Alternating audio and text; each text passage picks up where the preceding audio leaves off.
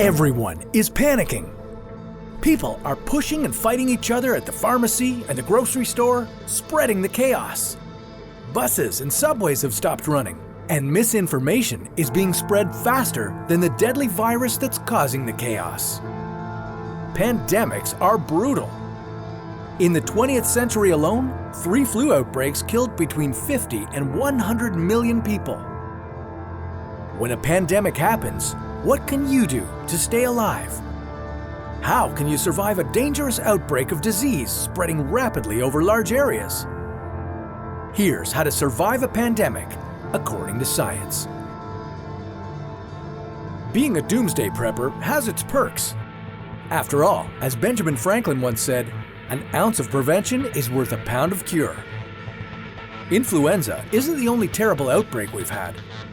In just the last 50 years, we've seen HIV, severe acute respiratory syndrome, Middle East respiratory syndrome, Ebola, and the Zika virus. There's a new fear that a hostile nation or group could even bioengineer a killer pathogen to unleash as a weapon. Pretty scary, right? It's a sobering fact that scientific advances in gene editing and gene sequencing have made such a horror possible. Bioterrorism has the capacity to kill 30 million people a year, according to the Bill and Melinda Gates Foundation. As a society, we are woefully unprepared. As individuals, we have to be prepared to save ourselves and our loved ones. Because of bad sanitation, long-distance travel, and the difficulties of controlling mosquitoes, diseases are spreading farther and faster than ever before. According to Oxford's Global Priorities Project, a possible pandemic is one of the worst threats currently facing humanity. So now that you understand how dangerous a pandemic can be, what can you do to cope with one? Well, the first thing you're going to want to do is stock up on water and food. It's a good idea to have at least 2 weeks' worth. Buy non-perishable foods that don't need to be cooked or refrigerated. Hopefully, you're a fan of canned beans, cold soup, and canned ham.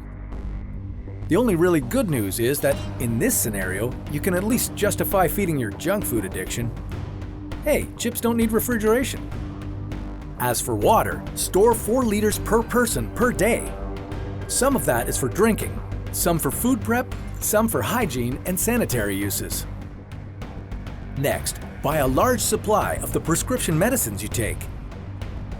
Some pandemics can last for years. If you don't have your meds, that can hurt you even more than the outbreak, or even kill you. Third, prepare for heat and cold. Make sure you don't rely on modern comforts like furnaces and air conditioners.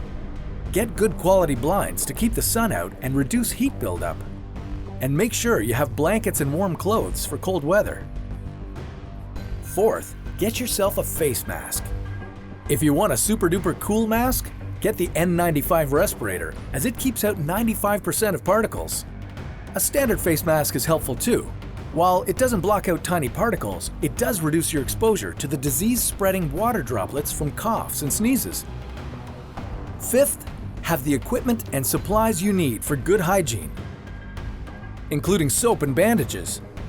Even if your shower still works, using a washcloth will save a lot of water. And sixth, be prepared for chaos. Contrary to popular opinion, it isn't the virus itself that's the greatest danger, but the panicked behavior of other people. Fear and civil unrest can be dangerous. As society collapses, you could be in danger of anything from home invasions to desperate people trying to take your emergency food and water. Stay inside as much as possible and secure your home with heavy locks. After a pandemic, your world will certainly be different.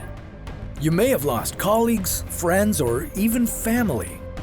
Your city will need to rebuild itself. The more self-sufficient you are, the better. Food shortage? Grow your own, even in an apartment. Transport troubles? Take your bike. Life may never be the same, but if you follow this advice, you have a good chance of surviving, according to science.